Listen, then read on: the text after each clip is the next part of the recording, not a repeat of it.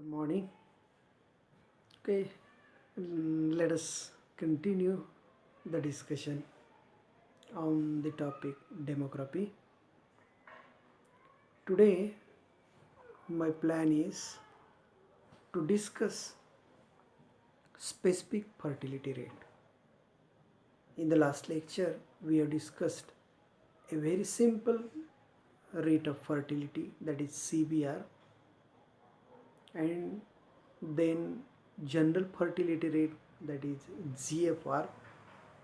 ह्या दोन रेट्सची आपण चर्चा केली, त्याच्यावर एक न्यूमेरिकल प्रॉब्लेम सोडवला आणि त्याचे मेरिट्स डिमेरिट्स, त्याचे लिमिटेशन्स काय आहेत ह्याचा आपण विचार केला. एक सगळ्यात महत्त्वाची गोष्ट आपल्या लक्षात आली ती म्हणजे काय, तर फर्टिलिटी इंडेक्स जो आहे तो बाळाला जन्म देणाऱ्या आईच्या वयावरती जास्त प्रमाणात अवलंबून आहे. ती आई कोणत्या रिजनमध्ये राहते त्याच्यावर तो अवलंबून आहे. ते राज्य असेल, तो देश असेल, तो भाग असेल, तो जिल्हा असेल. So many factors they are affecting fertility. त्यामुळे आपल्याला असं विशिष्ट गटांसाठी जर फर्टिलिटी कॅल्क्युलेट करायच्या असेल, स्पेसिफिक विशिष्ट, मग विशिष्ट वय असेल. आता मला फक्त मॅरिड वुमनमध्ये फर्टिलिटी रेट काय आहे कॅल्क्युलेट करायचं असेल तर फक्त मी मॅरिड फिमेल्स यांचा विचार करणार. आता मला फक्त मायग्रेटेड वुमेनमध्ये फर्टिलिटी रेट काय आहे, म्हणजे ज्या स्त्रिया किंवा जी कुटुंब मायग्रेट झालेली आहेत, म्हणजे आपल्या महाराष्ट्रामध्ये there are many people from other states like UP, MP, Bihar, Karnataka, Andhra Pradesh, they have migrated to the Maharashtra in search of the employment. आणि मग अशा मायग्रेटेड लोकांच्यामध्ये पॉप्युलेशन म्हणजे फर्टिलिटी रेट काय आहे ह्याचा जर मला विचार करायचा असेल तर मला फक्त तो स्पेसिफिक सेक्शन विचारात घ्यावा लागतो. मग अशा वेळेला आपण जो डिफाईन करतो आहे त्याला म्हटलं जातं specific fertility rate. The fertility rate computed with respect to any specific factor such as age, marriage, migration, state or region, etc. is called specific fertility rate. म्हणजे याच्यामध्ये आपण काय विचार करायचं, तर SFR is equal to number of births to the female population of the specified section in a given period. आपण ठरवून टाकायचं पाहिजे कोणासाठी हे आपण कॅल्क्युलेट करणार आहोत, तर त्या स्पेसिफाईड सेक्शनमध्ये नव्याने किती बाळं जन्माला आली आणि त्या विशिष्ट सेक्शनमध्ये रिप्रोडक्टिव्ह एज ग्रुपमध्ये महिलांची संख्या किती आहे into 1000. So it is called specific fertility rate. उदाहरणादाखल आपण असं म्हणतो की सुशिक्षित स्त्रियांपेक्षा अशिक्षित स्त्रियांमध्ये मुलं जास्त जन्माला घातली जातात. म्हणजेच काय, थोडक्यात अशिक्षित स्त्रियांच्यामध्ये फर्टिलिटी रेट जास्त आहे, जन्मदर जास्त आहे. आता हे जे स्टेटमेंट आहे ते मला जर तपासून पाहायचं असेल तर मला काय करावं लागेल, तर SFR कॅल्क्युलेट करावं लागेल. SFR फॉर लिटरेट वुमेन आणि SFR फॉर इलिटरेट वुमेन. मग मला जाणवेल ते जर मी कॅल्क्युलेट केलं आणि त्याच्यावर माझ्या असं लक्षात आलं की हे दोन आकडे भिन्न आहेत तर मी ते स्टेटमेंट करू शकतो. आता काही वेळेला लोक असं बोलतात किंवा अशा प्रकारचा आरोप करतात की as compared to Hindu religion fertility rate in Muslim religion is high. तो आपण कॅल्क्युलेट करू शकतो ना. मुस्लिम स्त्रिया ज्या रिप्रोडक्टिव्ह एज ग्रुपमध्ये आहेत त्यांनी किती बाळांना जन्म दिला त्याच्यावरून त्यांचा SFR कॅल्क्युलेट करता येईल. आणि हिंदू रिप्रोडक्टिव्ह एज ग्रुपमध्ये ज्या स्त्रिया आहेत त्यांचा फर्टिलिटी रेट आपल्याला कॅल्क्युलेट करता येईल आणि मग याच्यावरून आपल्याला तुलना करून सांगता येईल की हे स्टेटमेंट खरं आहे की खोटं आहे. So specific fertility rate can be computed for the specific section, specific region, specific reason. कारणांसाठी एखाद्या विशिष्ट तो आपल्याला कॅल्क्युलेट करता येतो. पण या सर्वांच्यामध्ये खूप महत्त्वाचा घटक आहे तो म्हणजे वय, age. Age is one of the very crucial factor which is affecting the fertility of women. आणि म्हणून आपण जो कॅल्क्युलेट करणार आहोत तो age specific fertility rate, ASFR, म्हणजे विशिष्ट वयोगटातल्या स्त्रियांचा फर्टिलिटी रेट. म्हणजे फॉर एक्झाम्पल आपण एज ग्रुप गृहीत धरूया X to X plus N. So the age specific fertility rate for the age group X to X plus N, म्हणजे ज्या स्त्रियांचं वय X ते X plus N आहे. उदाहरणार्थ मी असं म्हणालो की 20 ते 24 हा एज ग्रुप आहे. ह्या एज ग्रुपमध्ये फर्टिलिटी रेट काय आहे, म्हणजे ज्या स्त्रियांचं वय 20 वर्षापासून ते 24 वर्षापर्यंत आहेत, या वयोगटातल्या सर्व स्त्रियांनी जितक्या मुलांना जन्म दिला असेल त्यांची संख्या म्हणजे NBX, आणि अशा स्त्रियांची संख्या म्हणजे NPX, त्याच्या डोक्यावरती F लिहिलेला आहे. So NBX is the number of children born to women aged X to X plus N, आणि NPXF is the female population of age group X to X plus N. तिथे काहीतरी चूक झालेली आहे लिहिताना. It is the women population aged X to X plus N. या विशिष्ट वयोगटातल्या स्त्रियांनी किती मुलांना जन्म दिला आणि त्यांची संख्या काय आहे त्याच्यावरून त्या विशिष्ट गटाचा एज स्पेसिफिक फर्टिलिटी रेट आपल्याला कॅल्क्युलेट करता येतो. ओके. सो जेवढे एज ग्रुप असतील तेवढ्या एज ग्रुपसाठी मला ASFR मिळेल. दुसरी गोष्ट, जर मी Nची व्हॅल्यू 1 घेतली तर मला ASFR प्रत्येक वयासाठी मिळेल. म्हणजे 20 वर्षाच्या स्त्रियांचा फर्टिलिटी रेट किती आहे, 21 वर्ष वयाच्या स्त्रियांचा फर्टिलिटी रेट किती आहे, if we take N is equal to 1. पण जनरली व्यवहारामध्ये आपण काय करतो की N इज इक्वल टू 1 घेत नाही आहे, त्याची विड्थ ऑन एन ॲव्हरेज 5 अशी घेतो आपण. बिकॉज त्या एज ग्रुपमध्ये they have same fertility pattern, fertility index, म्हणून आपण ते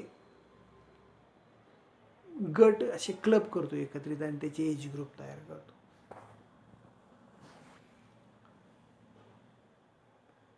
आता हे एज स्पेसिफिक फर्टिलिटी रेट आहेत ते काय होतात मला, तर माझ्याकडं 10 जर आता WHO आपल्याला जो रिप्रोडक्टिव्ह एज ग्रुप दिला आहे तो म्हणजे 15 ते 49.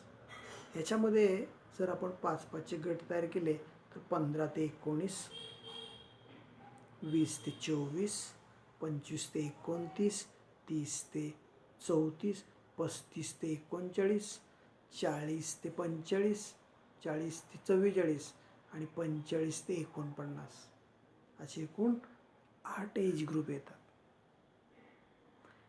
ह्या 8 एज ग्रुपचे 8 आकडे मिळतील ज्या पॉप्युलेशनसाठी मी कॅल्क्युलेट करेन त्यांच्यासाठी. So 8 age specific fertility rate, त्या प्रत्येक वयोगटामध्ये ते वेगवेगळे असू शकतात.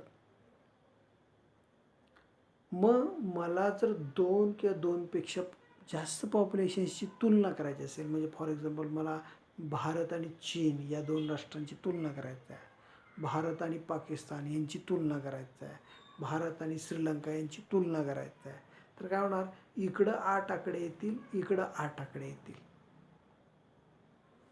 मग कदाचित काय होऊ शकतं की भारतामध्ये उदाहरणार्थ 20 ते 24 या वयोगटामध्ये फर्टिलिटी इंडेक्स जास्त असेल, तर श्रीलंका किंवा अन्य कोणत्या तरी देशामध्ये 25 ते 29 या वयोगटामध्ये फर्टिलिटी जास्त असू शकते. त्यामुळे तुलना करताना मला अडचण निर्माण होऊ शकते, कारण मला तुलना करण्यासाठी we should have a single figure which is the index of fertility. तर age specific fertility rate it gives us more information about the fertility pattern, पण ती एक सिंगल फिगर नसल्यामुळं आपली अडचण निर्माण होऊ शकते.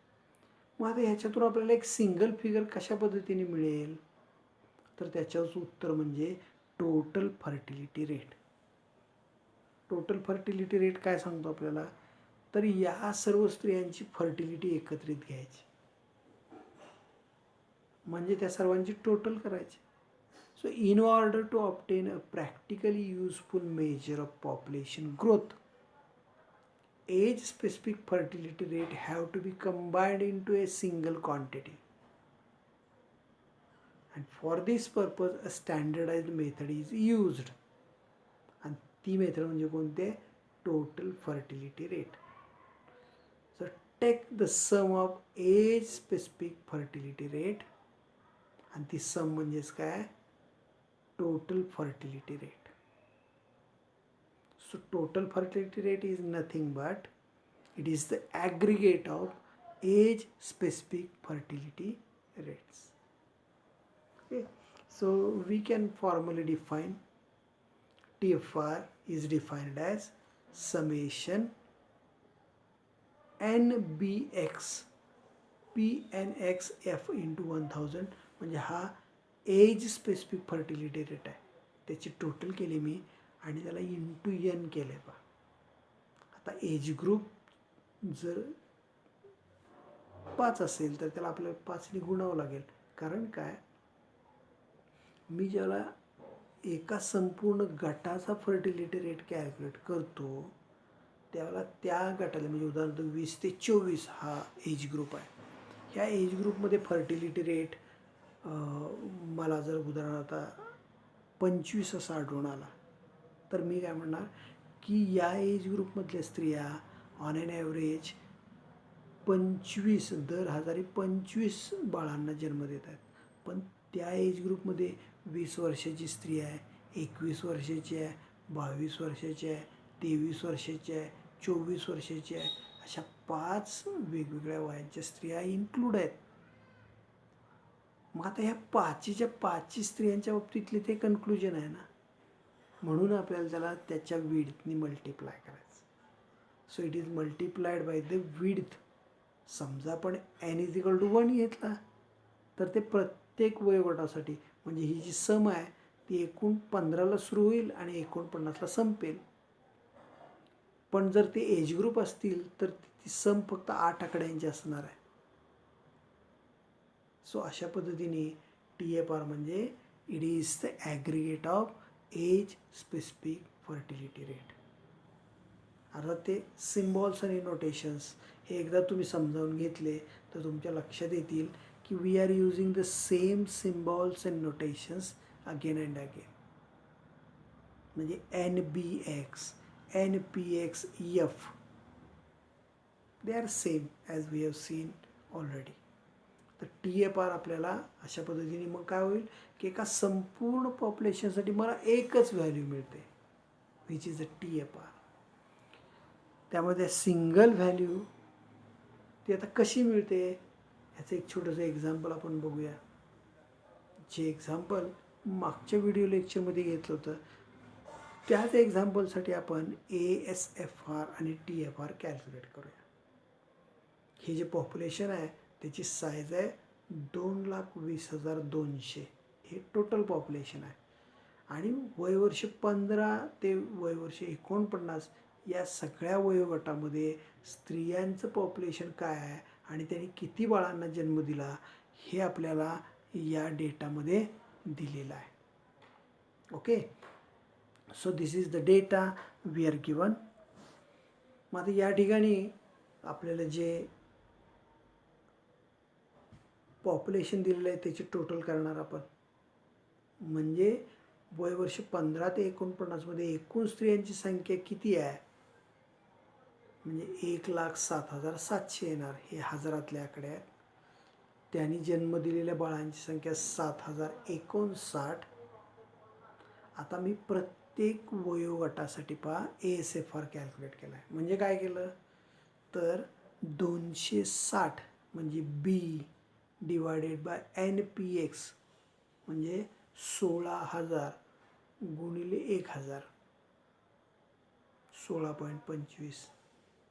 पुढच्या वयोगटात 2244 भागिले 16,400 गुणिले 1,000 136. आता तुमच्या लक्षात येईल की पहिल्या एज ग्रुपमध्ये फर्टिलिटी रेट कमी आहे.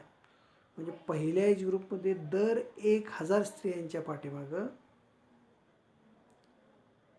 16 बाळांचा जन्म होतो. तर 20 ते 24 या वयोगटामध्ये ती संख्या किती गेली 136 वर गेली. 25 ते 29 ती 119 वरती गेली. 30 ते 34 ती 86 वरती गेली. म्हणजे अशा प्रकारचा डेटा हा प्रॅक्टिकल डेटा का आहे तर साधारणतः तुम्ही आपल्या समाजामध्ये 18 is the minimum age of marriage. त्यामुळं ऑन एन ॲव्हरेज सरासरी जे स्त्रियांचं लग्नाचं वय आहे आपल्या देशामध्ये ते it lies in between 20 to 24. आता ते शिफ्ट झालं आहे 25च्या पुढं गेलेलं आहे. म्हणजे आत्ता तुम्ही जर सरासरी वय कॅल्क्युलेट केलं तर ते 25 ते 30च्या दरम्यान आहे. कारण तो शिक्षण घेण्याचा परिणाम आहे, करिअरिस्ट ॲप्रोच आहे, त्याच्यामुळे ते वय वाढलेलं आहे. पण तुमच्या लक्षात येईल की कमी फर्टिलिटी रेट वाढत गेला, परत तो कमी होत गेला. 45 ते 49 या एज ग्रुपमध्ये फार कमी केसेस असतात की या वयोगटातल्या स्त्रिया बाळांना जन्म देतात. It is the 10 only. So दर 1,000 स्त्रियांच्या पाठीमागं फक्त 10 स्त्रिया आहेत, 10 बाळांना जन्म दिलेला आहे. म्हणजे खूप कमी फर्टिलिटी रेट.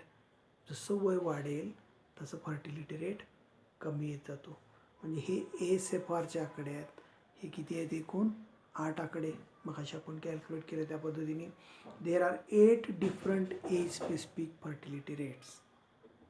ते आपण कॅल्क्युलेट केलं आणि त्यांची जी टोटल आहे ती किती आलेली आहे 450.3533. म्हणजे ह्या सगळ्या कॉलमची एज स्पेसिफिक फर्टिलिटी रेटची मी टोटल घेतली. आता याच्यावरून मला कॅल्क्युलेशन करता येते. काय कॅल्क्युलेशन करता येते? टोटल पॉप्युलेशन इज 2,20,200 आणि TFR म्हणजे काय तर N इंटू कॅल्क्युलेशनसाठी खूप सिम्पल फॉर्म्युला आपल्याला वापरता येईल. समेशन ऑफ ASFR हा शेवटचा जो कॉलम आहे त्याची टोटल केली आपण. ते काय एज स्पेसिफिक फर्टिलिटी रेट आहे, त्याची टोटल मला फक्त घ्यायची आहे आणि त्याला विड्थने मी मल्टिप्लाय केलं आहे. So 450.3533 into 5. So it gives अस 2,251.77. आता हा एक सिंगल आकडा मिळाला आपल्याला. तर ह्याचं इंटरप्रिटेशन काय तर रिप्रोडक्टिव्ह एज ग्रुपमध्ये एंटायर रिप्रोडक्टिव्ह एज ग्रुप म्हणजे 15 ते 49 या वयोगटामध्ये दर 1,000 स्त्रियांच्या पाठीमागं 2,251.77 म्हणजे साधारणतः 2,252 बाळांना त्या जन्म देत आहेत. सो पर वुमन जर आपण कॅल्क्युलेट करायचं ठरवलं तर त्याला 1,000ने भागणार म्हणजे ते येईल 2.25. सो ॲप्रॉक्सिमेटली एक स्त्री तिच्या संपूर्ण रिप्रोडक्टिव्ह एज ग्रुपमध्ये म्हणजे तिच्या आयुष्यामध्ये ती ऑन एन ॲव्हरेज 2 बाळांना जन्म देते. So TFR it is the number की जो आपल्याला काय सांगतोय की it gives us the holistic picture of the fertility of the population. त्या एज ग्रुपमध्ये म्हणजे कोणत्या रिप्रोडक्टिव्ह एज ग्रुपमध्ये स्त्रिया किती बाळांना जन्म देतात? 1000 स्त्रिया. सो आपण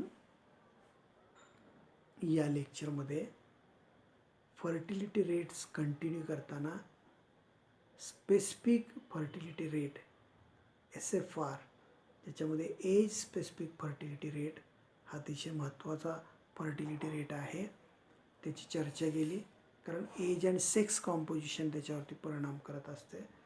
आणि त्यानंतर to get a single index of fertility आपण टोटल फर्टिलिटी रेट त्याचं कॅल्क्युलेशन कसं करायचं ते आपण पाहिलं.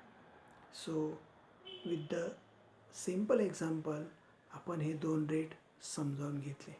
I hope that you are getting what I am talking with you. तुम्ही पहा, समजावून घ्या, त्याच्या नोंदी करा नोटबुकमध्ये आणि try to practice it by getting some of the numerical problems जे तुम्ही गुगलवरती सर्च केले तर तुम्हाला खूप सारे प्रॉब्लेम्स त्याच्यामध्ये मिळतील. अर्थात या काही लेक्चर्स नंतर मी तुम्हाला एक्सरसाइज देणार आहे त्याच्यावरती, त्याच्यासाठी तुम्ही प्रयत्न करू शकता. पण आज या ठिकाणी मी थांबतो. Stay at your home, stay safe, take care, good bye, thank you.